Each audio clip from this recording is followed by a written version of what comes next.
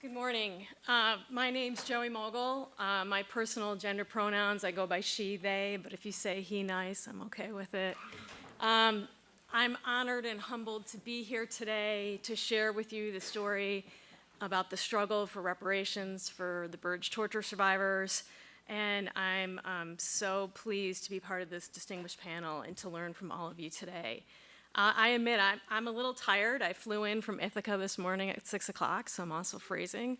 And I'm a lawyer by trade. I speak all the time, but I'm trying to up my game on the PowerPoint. So this is what I'm going to try to do today, okay? So with respect to the John Burge torture cases, this involves the torture of over 125 African-American men and women at Chicago Police Headquarters from 1972 to 1991. And when we use the word torture, we don't do so lightly, we aren't doing it flippantly, and we are not exaggerating. The torture ringleader, John Burge, had previously served as a military police officer in Vietnam and was rumored to have tortured individuals while serving time in Vietnam. When he came back to Chicago and he joined the police department, he used this electric shock box. And other detectives, white detectives under his command, used cattle prods, and they electrically shocked men on their genitals, their ears, their fingers, their noses. Other individuals had plastic typewriter covers put over their heads. The detectives would then punch or kick them in the chest or stomach and force them to breathe out, and then breathe the bag in and realize that they were getting no air. Other individuals were hit with rubber blackjacks or rubber hoses that inflicted severe physical pain but would leave no marks. Others were hit with telephone books. All were detained for hours, interrogated for hours on end, often without access to sleep, bathroom facilities, food, family, or attorneys. In addition to being subjected to the most excruciating physical pain throughout these torturous interrogations, they were also subjected to racist terrorism, where they were repeatedly called racial epithets and racist slurs, and threatened with other forms of racial violence. This torture was committed by these white detectives on African-American men and women to extract confessions. Those confessions were then used to secure scores of wrongful convictions, and in the case of 11, send them to Illinois' death row. So this has been a 40-year odyssey of both perseverance and resilience on behalf of the torture survivors and their family members to survive and to try to thrive, as well as lawyers, organizers, and independent journalists trying to discover the truth and seek justice in these cases. And I can't really go into all of that work, but what I want to highlight it because as much as the product is important, the process is as well. So in these cases, what first happened is Andrew Wilson was one of the first known Burge torture survivors. He was accused of killing 2 white Chicago police officers in February of 1982 on Chicago's South Side. And when they finally got a hold of him, they went hog wild. That electric shock box was attached to him, and he was handcuffed across a radiator. And each time he was electrically shocked, he would be burned. And then he had these burn marks on his chest and his thighs. And as a result of that torture, as well as much other torture, they left several visible marks. And he was then forced to confess. That confession was used against him, which later then secured his conviction and death sentence. Andrew brought a pro se lawsuit. And then members of my office, the People's Law Office, represented Andrew. And in the course of that litigation, got anonymous letters from a police source identifying other individuals who'd been tortured by Burge and his men. And the lawyers from my office then went and documented other cases of torture by Burge and his men, recognizing that this was a pattern and practice of torture, and then brought that in litigation. But fortunately, they didn't leave the work of justice to the courts alone, and instead used that information and built a campaign in the city of Chicago to get Burge terminated. Several protests, storming city council hearings, marching on the mayor's home, and Burge was ultimately terminated from the Chicago Police Department in 1993 for the torture he committed on Andrew Wilson and 2 others. What then happened over the next 20 and 30 years has been several different campaigns seeking justice for the Burge torture survivors and family members. The first included the struggle for the Death Row 10. Those were the Burge torture survivors who went to death row, who actually organized themselves and dubbed themselves the Death Row 10. And they then joined forces with their family members, organizers on the outside, and abolitionists against the death penalty to then earn the pardon of 4 of the Burge torture survivors in January 2003, and the commutation of all death sentences in Illinois in 2003, later leading to the abolition of the death penalty in Illinois. There was a campaign to prosecute police torture, which I was very much a part of, and there was also a movement to bring the Burge torture cases to international fora. And I just want to recognize Stan Willis here on the left is the man who came up with the idea to bring the Burge torture cases to the international fora. He was a member of the National Conference of Black Lawyers, and he founded Black People Against Police Torture. And he was really stepping into the long history of Black people here in the US bringing human rights violations to the UN with the hopes of leveraging that power to eradicate the violence and the terrorism of Jim Crow and lynching and the rest here in the United States. As part of our plan in bringing the Burge torture cases to the international fora, I'll be honest with you, when Stan brought a group of us together, we didn't really know what we're doing. We had to look to scholars and experts across the country, and fortunately, we got to work with Barb Fry here at the Midwest Coalition on Human Rights, and she's the one who originally submitted a shadow report to the UN Committee Against Torture in 2005.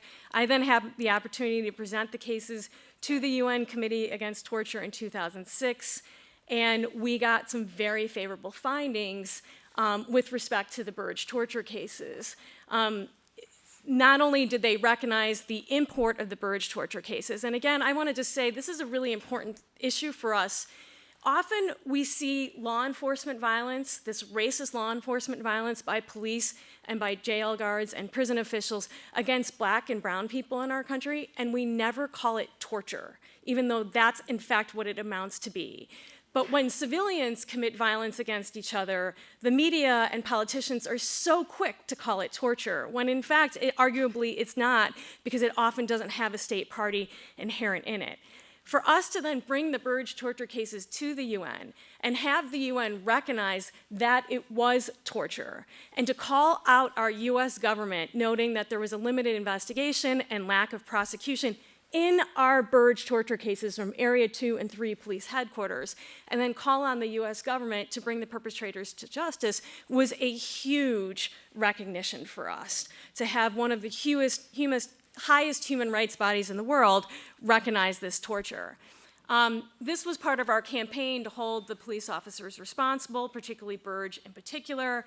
At that time, we understood that Burge and the other officers cannot be held responsible for their crimes of torture because the statute of limitations had expired years ago, but they absolutely could be held for their perpetual and persistent lies and denials about the torture they and others committed at Area 2 and 3 police headquarters, and that's what we were seeking. And as a result of getting this UN finding in 2006, we were able to push and struggle and organize in the city and reach out to the US Department of Justice and the US attorneys.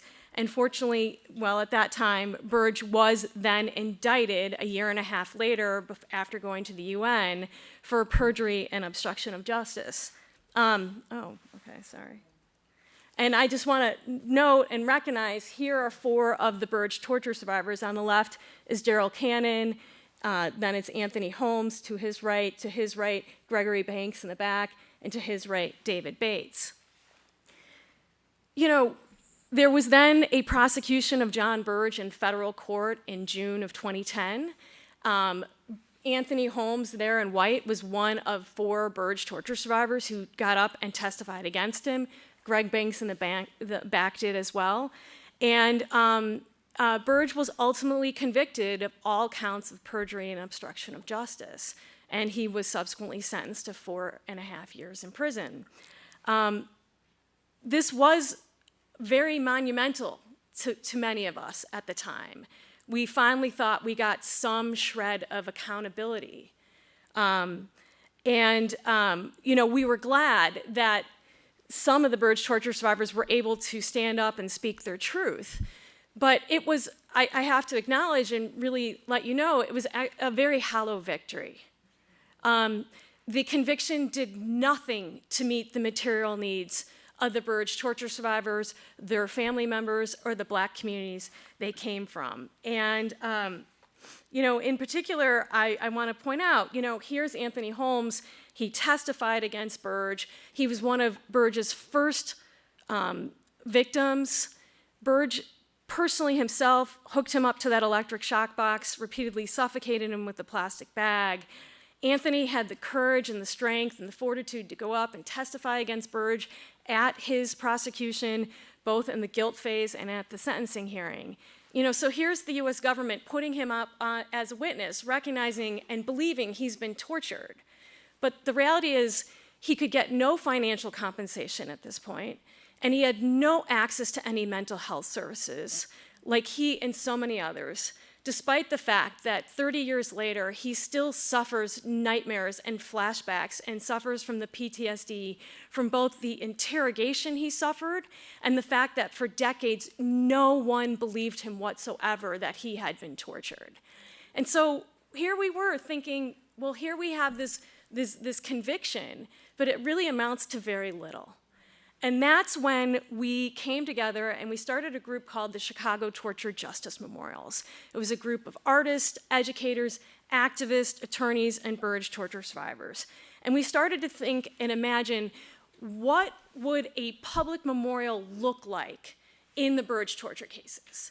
How do we imagine what this would look like? And how do we deal with all the ugly racism involved in these cases, but also do justice to the resilience of the torture survivors and to the perseverance of the struggle over decades, right? And in the course of imagining what what a memorial would look like, that's when we started to really imagine what reparations would look like. And again, I just want to bring up Stan Willis's name again. He's the person who originally put out the call for reparations in the Burge torture cases. And then we in Chicago Torture Justice Memorials, we just started to imagine what reparations would look like. So we had town hall meetings, we had art charrettes. We, in fact, then started to invite people to submit to us speculative memorials. How would you memorialize the Burge torture cases? And we asked for a range. It could be anything from a song, from a flash mob, to a sculptural depiction, to a syllabus. And it was in that process of looking at public memorials and thinking about reparations, we then went and looked at other countries. And we looked both at what their memorials were, as well as what reparations were provided. And some of you may recognize that's a picture on the left from Argentina of the mothers who would go and protest on behalf of their family members disappeared. We looked at Chile and the reparations that were enacted after Pinochet's regime. We looked at World War II. We looked at South Africa. We looked at the Mau Mau people in Kenya. And it was in this process when we ended up getting, as part of Chicago Torture Justice Memorials, we got 70 submissions to us of speculative memorials. One of them was from Ronaldo Hudson, who was still behind bars. We had syllabi presented to us. We had, actually, the high school that John Burge went to is on the south side of Chicago. When he went, it was almost all white. Now it's all black. And the art teacher at Bowen High School decided to do a discussion and have his students come up with speculative memorials in the Burge torture cases, so we exhibited them as well. We just had a range. We also had international submissions. So we ended up having a range of submissions that we aired at we depicted or displayed at the School of the Art Institute of Chicago. And it was at that memorial, or at that exhibition, that I actually drafted an ordinance seeking reparations for the Burge torture survivors. And again, I just want to be clear, this was like a speculative memorial. Like, I was not thinking that we were ever going to file this reparations ordinance. But long story short, Mayor Emanuel made some comments that were completely insulting and just infuriating. And we ended up filing the reparations ordinance in September of 2013. And we then put together a group of people, and we had to train ourselves how to go talk to our aldermen and women and alder people in the city of Chicago. And we ended up getting and securing over half of the city council in support and endorsing our ordinance. But the fact is, we didn't have a ground game. And we then had to go look for partners and friends and comrades who we were working alongside with. And so now I just really want to call out Miriam Kaba, who was one of the lead organizers in our campaign for reparations for the Burge torture survivors. And if you don't know Miriam Kaba, you should all get to know her, because she's the all-time best abolitionist, thinker, organizer, and you can check her out at Prison Culture. She's very big on Twitter and social media. But we then created this coalition, okay? So it was Chicago Torture Justice Memorials, it was Project NIA, it was this group called We Charge Genocide, and we then linked up with Amnesty International USA. And we really got this campaign going for reparations in Chicago in the fall of 2014. And this was right at the time when the mayoral and aldermanic elections were just getting started. And it was also, as many of you know, really the height of the Black Lives Matter movement here in the United States. And we then came together for what I'd like to say, and I feel fortunate to have been part of, one of the most interracial, multi-generational grassroots campaigns to get this reparations ordinance passed. And we used then every tool in the toolbook: rallies, sing-ins, pop-up art memorials outside Mayor Emanuel's office. There was a light installation outside Mayor Emanuel's house. There were youth who took over the CTA trains in the winter. We used Twitter power hours. We had 13 teach-ins across the city. Every single week, we did something in support of the reparations campaign. And so now I just want to show you a quick video that encapsulates much of the work and much of the organizing that was done in the reparations campaign.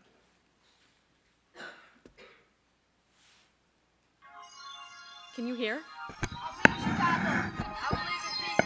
I believe in a brighter future. I believe in myself. I believe in my parents. I believe in education.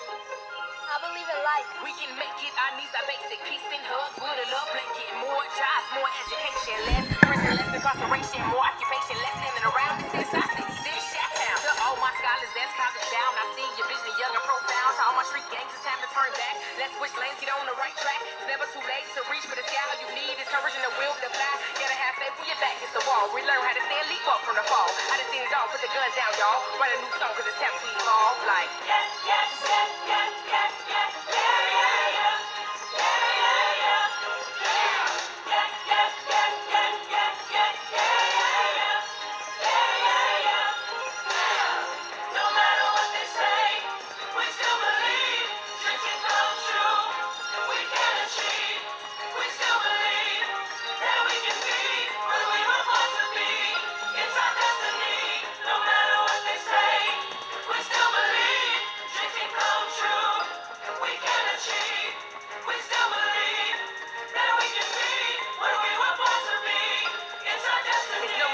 Just time to do.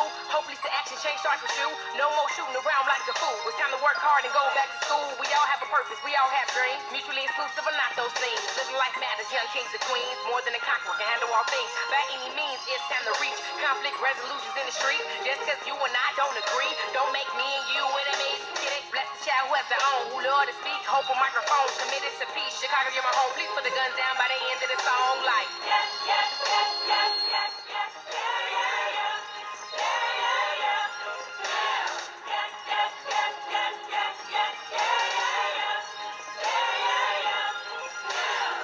No matter what they say, we still believe.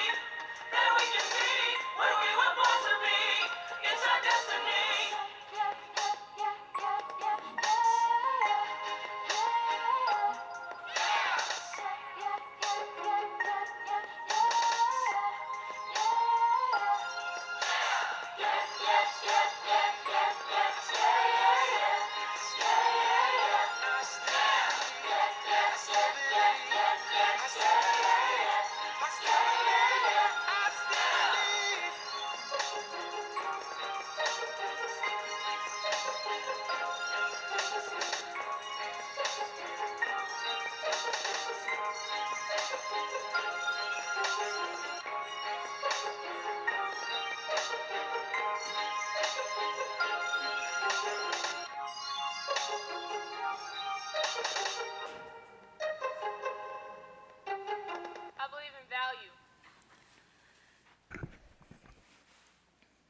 Come on, don't you love that video?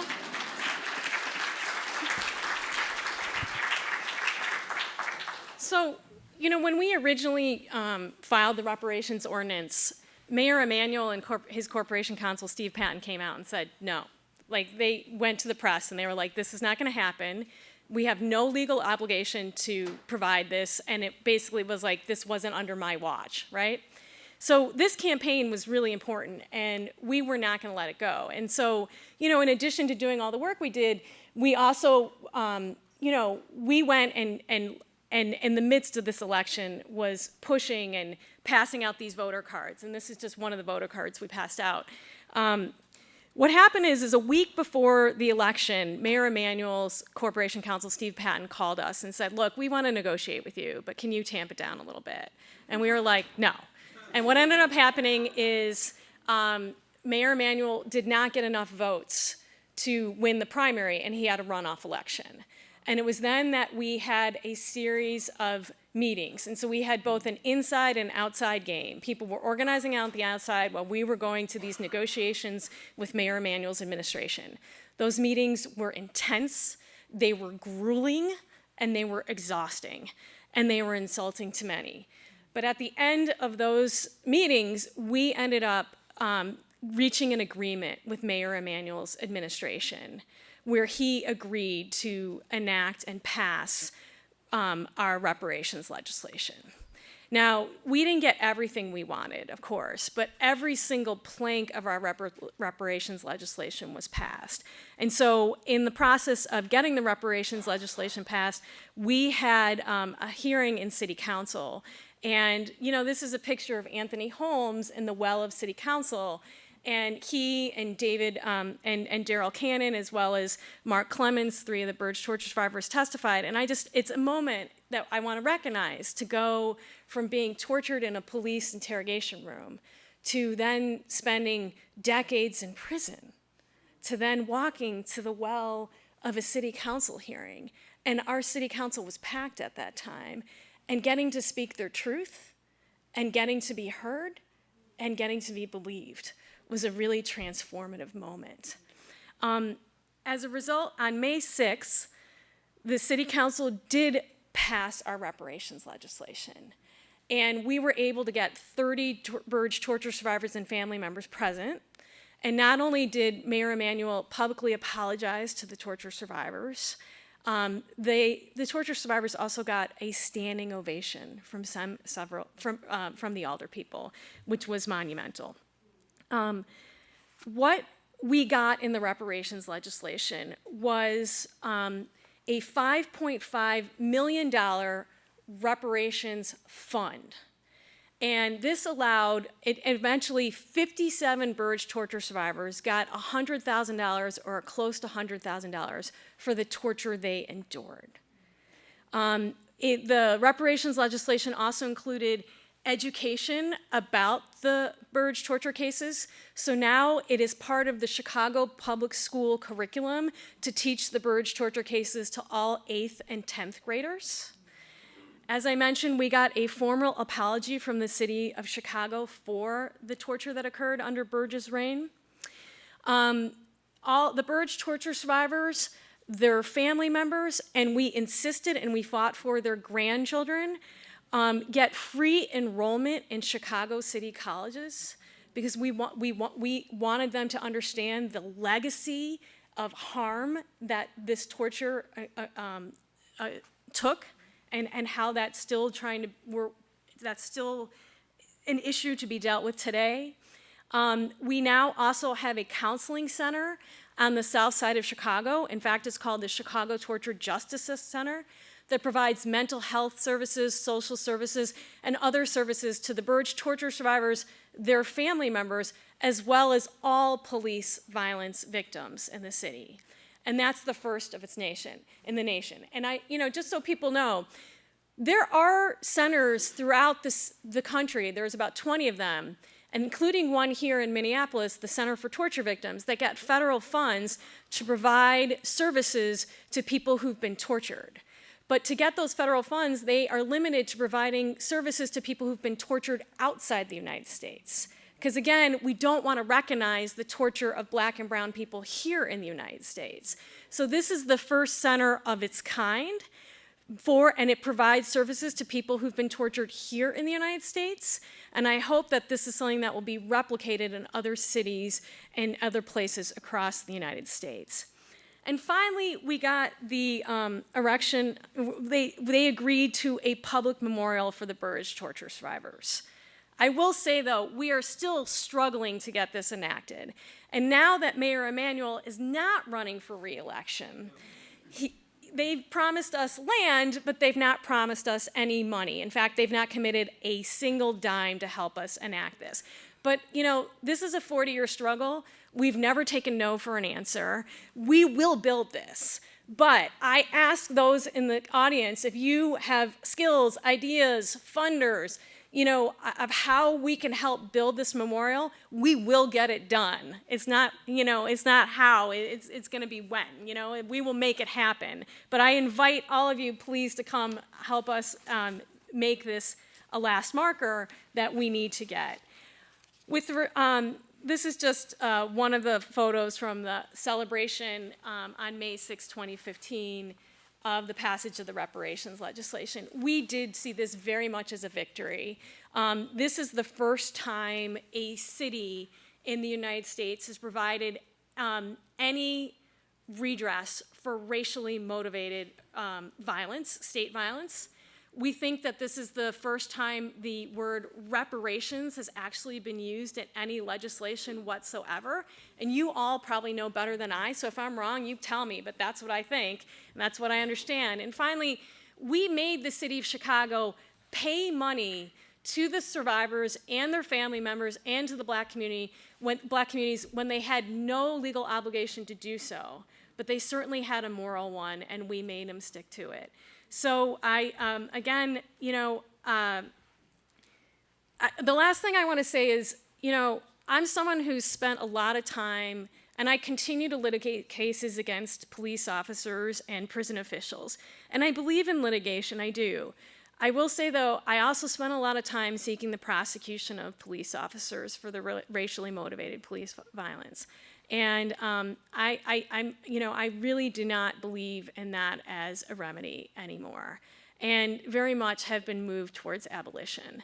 And you know, this reparations document was absolutely an abolitionist document. We were seeking money from the state to provide for the material needs of the directly affected. We were not trying to pour any money or resources into the criminal legal system that enabled the torture, that never stopped the torture, and never freed the survivors. And so I leave you with that in thinking that this is not a solution to racist police violence, but it's an alternative, and it's a remedy that I hope those working in the criminal legal system, we can start thinking about as a vehicle for getting a different form of justice and accountability. Thank you.